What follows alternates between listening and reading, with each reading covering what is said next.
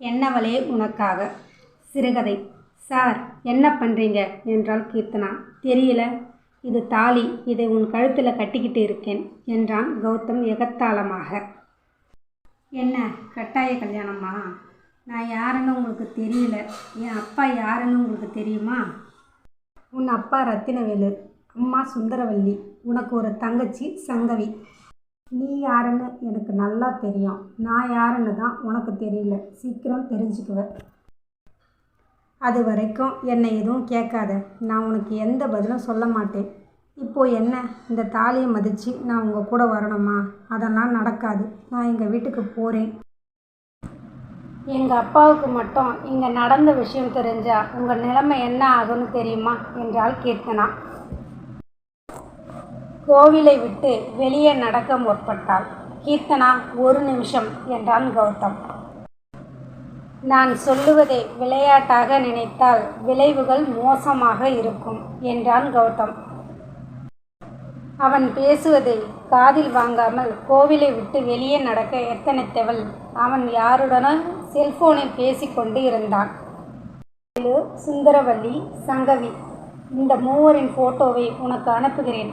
அரை மணி நேரத்தில் இவர்கள் மூவரும் இறந்த செய்தி எனக்கு வர வேண்டும் என்று கூறி முன்னே நடந்தான். கீர்த்தனா நடுங்கிவிட்டாள். இவன் உண்மையை சொல்லுகிறானா அல்லது தன்னை பயமுறுத்த இவ்வாறு சொல்லுகிறானா என்று கீர்த்தனாவால் உணர்ந்து கொள்ள முடியவில்லை. கீர்த்தனா, கடைசியாக உன்னை எச்சரிக்கிறேன். என் வார்த்தையை மீறி போனால் விளைவுகள் மோசமாக இருக்கும் என்றான் கௌதம். இதை ஒரு நிமிடம் பார்த்துவிட்டு போ கீர்த்தனா என்றான் கௌதம். அலட்சியமாக திரும்பியவள் எதிரில் போனை நீட்டினான் கௌதம். வெளியூர் போயிருந்த அவளுடைய அப்பாவும் டிரைவரும் ஒரு இளநீர் கடையில் நின்று இளநீர் குடித்து கொண்டிருந்தனர். சிறிது தூரத்தில் அவருடைய கார் நின்றிருந்தது. அவர் எதிரில் ஒரு லாரி ராட்சச வேகத்தில் வந்து கொண்டிருந்தது. லாரி டிரைவரிடம் அந்த காரை அடித்து தூக்கு என்றான் கௌதம். கீர்த்தனா அலறிவிட்டாள். வேண்டாம் சார், உங்களை கையெடுத்து கும்பிடுகிறேன் என்றாள் கீர்த்தனா கண்ணீருடன்.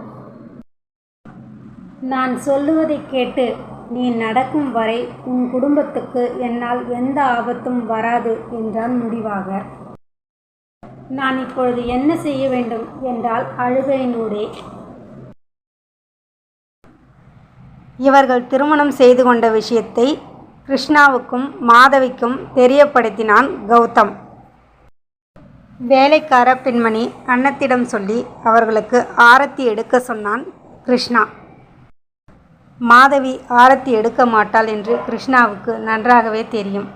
இவளுக்கு ஆரத்தி ஒன்றுதான் குறைவு என்றால் மாதவி முகத்தை உம்மென்று வைத்துக்கொண்டு. வேலைக்காரர்கள் அனைவரும் கௌதம் கீர்த்தனா ஜோடி பொருத்தத்தை ஆச்சரியத்துடன் பார்த்தனர். கீர்த்தனாவுக்கு மண்டையே வெடித்துவிடும் போல் இருந்தது. சார், தயவு செய்து சொல்லுங்க, நீங்கள் எல்லாம் யாரு என்று கேட்டாள். முகத்தை பாறை போல் வைத்துக்கொண்டு நேரம் வரும் பொழுது சொல்லுகிறேன், இப்பொழுது நீ உள்ளே போ என்று கூறிவிட்டு கௌதம் சென்று விட்டான். கீர்த்தனாவுக்கு அழுகையாக வந்தது. அம்மா, அப்பா, சங்கவி எல்லோரும் என்னை காணாமல் தேடுவார்கள். நான் என்ன செய்வேன் என்று குழந்தை போல் கிருஷ்ணாவிடம் அழ ஆரம்பித்தாள். கீர்த்தனாவை பார்க்க கிருஷ்ணாவுக்கு பாவமாக இருந்தது. சிஸ்டர், தயவு செய்து அழாதீங்க. ஒன்று மட்டும் சொல்கிறேன், கௌதம் நல்லவன். அதை மட்டும்தான் என்னால் இப்போதைக்கு சொல்ல முடியும். நல்லவராம், நல்லவர். நல்லவர் என்றால் ஏன் இப்படி செய்தார் என்றாள் கீர்த்தனா. இந்த கேள்விக்கு என்னிடம் பதில் இல்லை சிஸ்டர் என்றான் கிருஷ்ணா.